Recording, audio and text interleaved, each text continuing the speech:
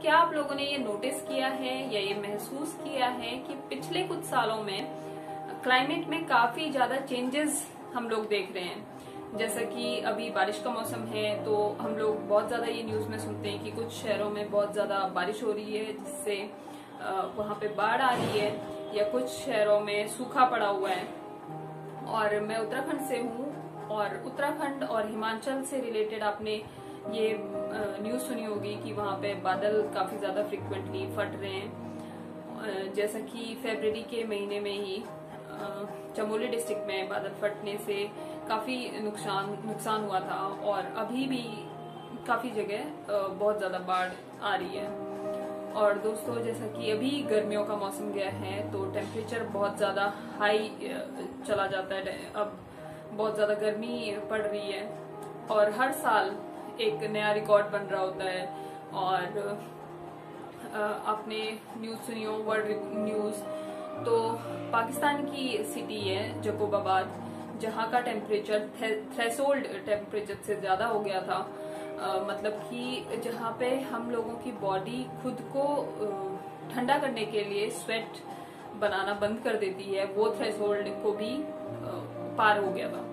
तो टेम्परेचर काफी ज्यादा बढ़ रहा है और साइक्लोन्स के हम लोग बहुत ज्यादा न्यूज आजकल सुनते हैं। और जैसा कि तौकते तूफान अभी मई में आया था और बहुत ज्यादा फ्रीक्वेंट ये चीजें हो गई हैं कि बहुत ज्यादा टेम्परेचर बढ़ा जा रहा है और तूफान आते हैं, सुनामी आता है। मतलब बहुत चेंजेस हम लोग इन्वायरमेंट में देख रहे हैं। और जंगलों में आग लग रही है, जैसे कि ऑस्ट्रेलिया के जंगलों में आग लगी थी और अमेज़न में आग लगी थी। तो बहुत ज्यादा क्लाइमेट में चेंजेस हो रहे हैं। तो ये चेंजेस क्यों हो रहे हैं? ये चेंजेस हम लोगों की वजह से ही हो रहे हैं, हम ह्यूमन बींग्स की वजह से ही हो रहे हैं। हम ह्यूमन बींग्स की ही एक्टिविटीज के कारण, हम लोगों के ही कारण ये सारा क्लाइमेट में चेंजेस हो रहे हैं। ये कहना मेरा तो है ही है, बट मेरी आप लोग मानेंगे नहीं। तो इस पे IPCC inter governmental panel on climate change के द्वारा रिपोर्ट आई है, जो कि कल यानी कि 9 अगस्त को ये रिपोर्ट आई है। और इसमें उन लोगों ने क्लियरली मेंशन किया है विद कंफर्मेशन कि ये सारे क्लाइमेट चेंजेस के रिस्पॉन्सिबल ह्यूमन एक्टिविटीज ही हैं। दोस्तों, क्या ये रिपोर्ट में दिया गया है, क्या क्या इस रिपोर्ट में मेंशन है, और काफी अलार्मिंग और काफी मैं कह सकती हूँ दुखद ये रिपोर्ट है। और यूएस के सेक्रेटरी जनरल एंटोनियो गुटेरेस ने भी इस रिपोर्ट को एक red alert, a code red for humanity describe किया है। एंड दोस्तों, मैं ये आप लोगों को बता दूं कि आईपीसीसी एक छोटा सा कोई संगठन नहीं है। ये क्रिएट किया गया था 1988 में वर्ल्ड मेट्रोलॉजिकल ऑर्गेनाइजेशन WMO और united nation environmental programme UNEP के द्वारा। और यहाँ पे बहुत सारे साइंटिस्ट काम करते हैं और डिफरेंट साइंटिफिक रिपोर्ट्स को, जो कि अलग अलग साइंटिस्ट के द्वारा दी गई हैं, उनको स्टडी करके एक कंक्लूसिव, एक समरी रिपोर्ट बनाते हैं, जिससे बाकी कंट्रीज़ की गवर्नमेंट को क्लाइमेट चेंजेस पे पॉलिसीज़ बनाने के लिए हेल्प हो। मतलब इनकी एक रिपोर्ट निकलती है, जैसे कि ये है 6th असेसमेंट रिपोर्ट। और इससे पहले जो रिपोर्ट निकली थी वो 2014 में निकली थी, जिसके बाद पेरिस एग्रीमेंट हुआ था और डिफरेंट कंट्रीज़ ने इसमें पार्ट लिया था। पॉलिसीज़ बनाई गई थी क्लाइमेट चेंज को कम करने के लिए या ग्लोबल वार्मिंग को कम करने के लिए। तो 2021 में जो आई है ये 6th असेसमेंट रिपोर्ट है और 4000 पन्नों की ये रिपोर्ट है। इसमें मैं आपको समरी इस वीडियो में दे रही हूँ। तो इसमें देखिए, आप क्लियरली मेंशन किया गया है कि जो भी ग्रीन हाउस गैसेस के इफ़ेक्ट है, या फिर हम लोग बोल सकते हैं जो भी ग्लोबल वार्मिंग हो रही है, वो ह्यूमन एक्टिविटीज़ के कारण हो रही है। और पिछले मिलियन ईयर्स से इतना सडन हाई राइज टेम्परेचर में नहीं हुआ है जितना पिछले 100 सालों में हुआ है। दोस्तों, पृथ्वी का global average temperature 1.1 degree Celsius से इंक्रीज हो गया है सिंस 1850-1900। आप देखिए 1900 से 2020 2020 आने तक का 1.1 डिग्री सेल्सियस इंक्रीज़ हो गया है। अब आप समझेंगे कि 1.1 डिग्री सेल्सियस तो कम ही है, बट पिछले मिलियन ईयर्स से इतना रैपिड इंक्रीज़ इस टेम्परेचर में नहीं हुआ है और ये कंटिन्यूसली इंक्रीज़ ही होने वाला है। और इसका एस्टिमेशन ये है कि 2030 आने तक का 1.5 डिग्री सेल्सियस तक ये टेम्परेचर, ग्लोबल टेम्परेचर इंक्रीज़ हो जाएगा। और ह्यूमन एक्टिविटीज़ और इंडस्ट्रियल एक्टिविटीज़ को लोअर करके लीस्ट कार्बन डाइऑक्साइड एमिट भी करें, या हम कह सकते हैं लीस्ट ग्रीन हाउस गैसेस भी एमिट करें, फिर भी 2050 तक ये टेम्परेचर इंक्रीज़ ही होएगा। और सी लेवल, या हम बोलें पानी का लेवल भी ओशंस में बहुत रैपिड इंक्रीज़ किया गया है। इसकी पहले जो रिपोर्ट थी उसका एवरेज रेट था 1909 से 1917 तक का 1.3 mm पर ईयर, जो कि डबल से भी ज़्यादा हो गया है 3.7 mm per year between 2006 and 2018।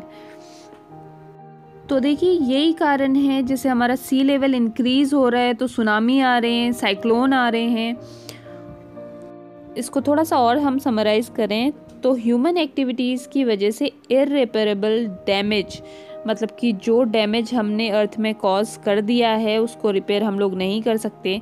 जो CO2 कंसंट्रेशन इंक्रीज़ कर दिया है उसको हम लोग नहीं वापस कम कर सकते, और सी लेवल जो इंक्रीज़ कर दिया है उसे भी वापस कम नहीं कर सकते। आप देखिए ह्यूमन एक्टिविटीज़ की वजह से CO2 कंसंट्रेशन हाईएस्ट हो गया है 2 मिलियन साल में।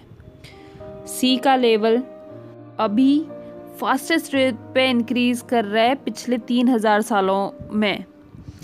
आर्कटिक सी की आइस लोएस्ट लेवल पे पहुंच गई है पिछले 1000 सालों में। अगर हम देखें तो ये 40% डाउन हो गई है सिंस 1979, और ग्लेशियर्स पिघल रहे हैं। दोस्तों काफ़ी अलार्मिंग एंड मैं कह सकती हूँ बहुत दुखद भी ये न्यूज़ है कि जितना टेम्परेचर हमारी अर्थ में कितने मिलियन ईयर्स से नहीं बढ़ा था वो हम ह्यूमन बींग्स की इंडस्ट्रियल एक्टिविटीज से और बाकी एक्टिविटीज से 100-200 साल में बढ़ गया है, और जिसके कारण हमारा ओशियन लेवल बढ़ रहा है, ग्लोबल वार्मिंग बढ़ रही है, टेम्परेचर बढ़ रहा है मैं कह सकती हूँ, और आइस हमारे जो नॉर्दर्न पोल और साउथ पोल में आइस है, हमारे ग्लेशियर्स हैं वो पिघल रहे हैं, और जिनके कारण हमें तो नुकसान हो ही रहा है, बिल्कुल हो रहा है, और हमारे साथ साथ में अर्थ में रहने वाले बाकी क्रिएचर्स, बाकी जो एनिमल्स हैं उनको भी बहुत इफेक्ट पड़ रहा है। शायद कितनी स्पीसीज विलुप्त भी हो गई हैं, कितनी स्पीसीज इन डेंजर हैं, और मुझे ज्यादा दुख उनके लिए भी है क्योंकि हमारी एक्टिविटीज